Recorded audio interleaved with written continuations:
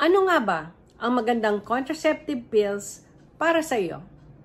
Sa dinami-dami ng mga iba't ibang klaseng contraceptive pills, iba't ibang formulations, iba-ibang brands, ano nga ba ang nababagay para sa iyo?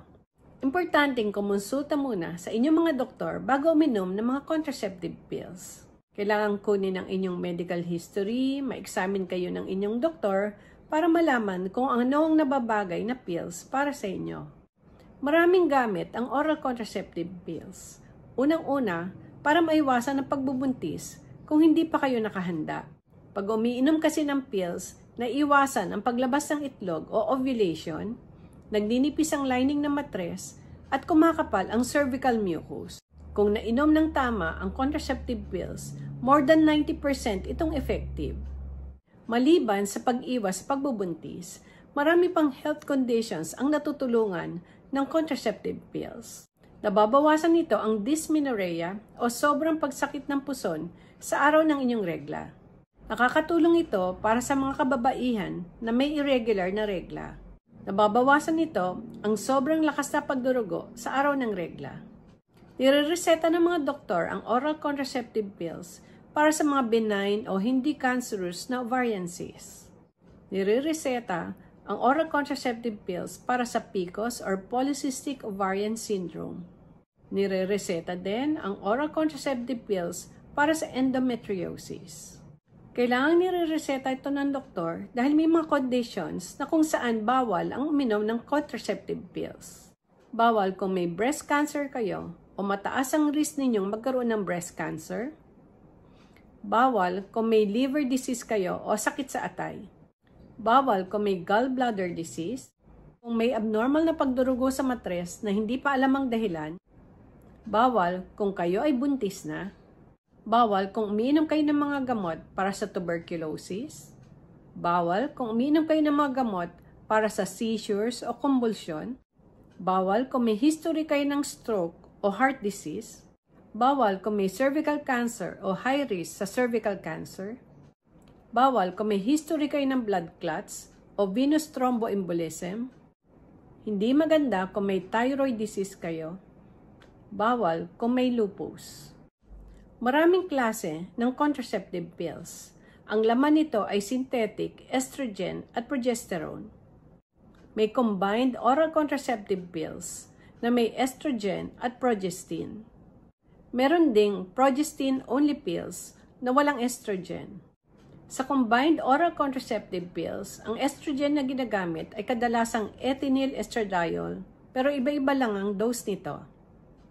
Iba-iba ang klase ng progestins na ginagamit sa mga combined oral contraceptive pills.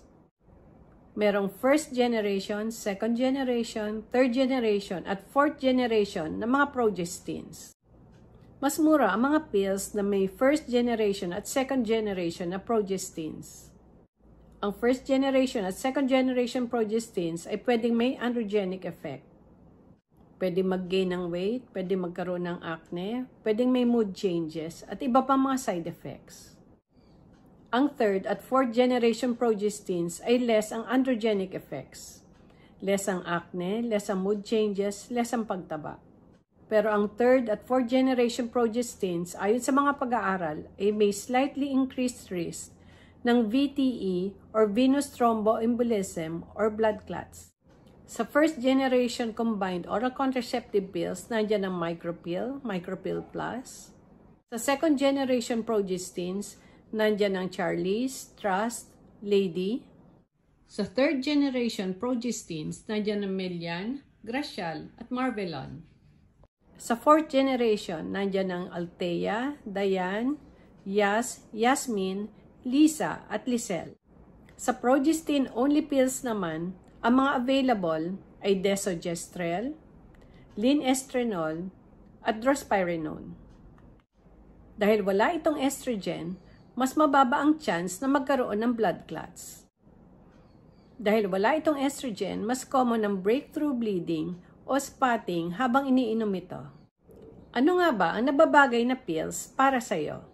Kung ikaw ay less than 35 years old, wala kang health problems, concerned ka sa cost ng iyong iniinom na contraceptive pills, ang kadalasang nire-reseta ay ang mga low dose na first or second generation na combined oral contraceptive pills.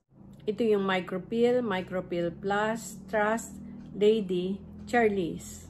Kung ikaw ay more than 35 years old, mas safe pa rin sa'yo ang mga progestin-only pills dahil less ang tendency ninyong magkaroon ng blood clots. Kung kayo ay naninigarilyo, mas maganda sa inyo ang progestin-only pills. Kung kayo ay breastfeeding para hindi mahinto ang pag-produce ng breast milk, ang maganda sa inyo ay progestin-only pills.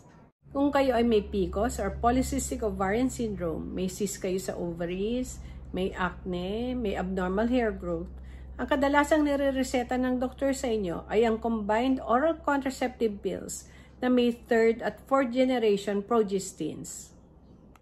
Kasama dyan ang Althea, Dian 35, Yas, Yasmin, Lisa, at Lisel. Kung kayo ay may endometriosis, ang kadalasang nire-reseta ay progestin-only pills. Pwede ring i-reseta sa inyo ang combined oral contraceptive pills na may 1st generation at 2nd generation na progestins na norethindrone at levonorgestrel. Kung obese o overweight na may tendency para sa blood clots, ang maganda sa inyo ay progestin-only pills. Kung may hypertension o mataas ang blood pressure, maganda pa rin ang progestin-only pills dahil less ang tendency na magkaroon ng blood clots. Kung overweight, maganda pa rin ang progestin-only pills. Kung diabetic, mas maganda pa rin ang progestin-only pills. Kung may acne o tagyawat dahil sa hormonal imbalance, maganda ang combined oral contraceptive pills na may 3rd at 4th generation progestins. Ano ba ang mga side effects ng pag-inom ng mga contraceptive pills?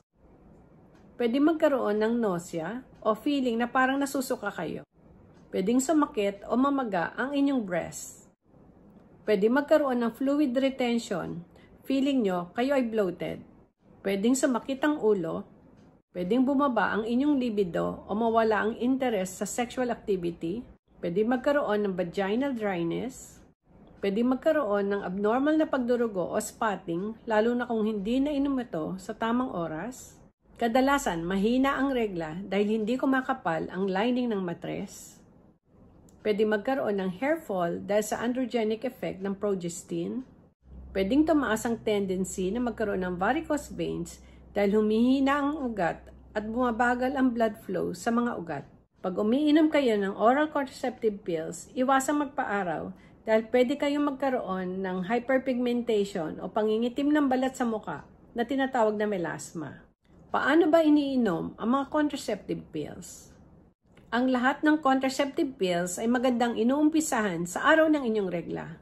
Kung maaari, sa first day or second day ng inyong regla. Para mas safe, pagkaumpisa ng pills, iwasan mo na makipagtalik ng 7 araw.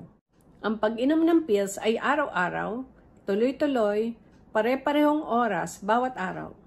Kung ang laman ng pills ninyo ay 21 tablets, ubusin lang ang 21 tablets at magpahinga ng 7 days. Pagkatapos ng 7 days na pahinga, umpisahan agad ang bagong pakete.